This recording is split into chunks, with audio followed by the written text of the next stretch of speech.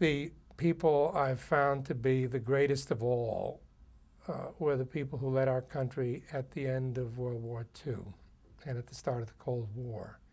President Harry Truman, Secretary of State George Marshall, and his successor, Secretary of State Dean Acheson.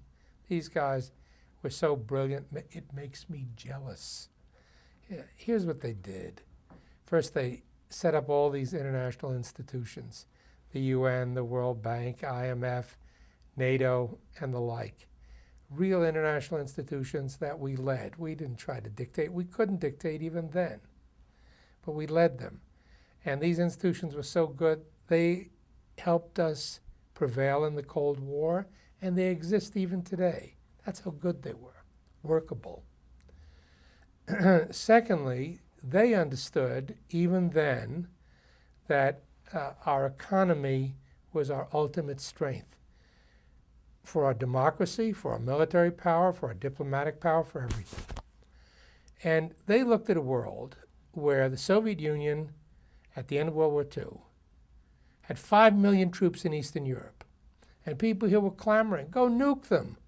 Because if they took over Eastern Europe, they'll take over Western Europe.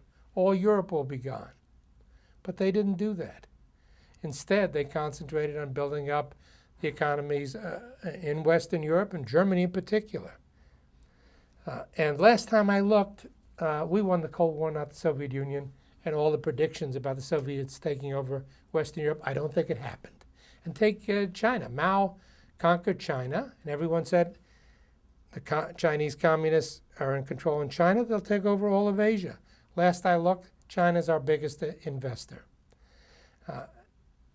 Truman, Marshall, and Acheson concentrated on building up the economic power of Germany, Japan, along with that of the United States, on the presumption, which was absolutely correct, that once you added up those three economies, strong economies, that we would have 75–80% of all the economic, military, and diplomatic power in the world. And we did. And they figured out if you had that, you couldn't lose.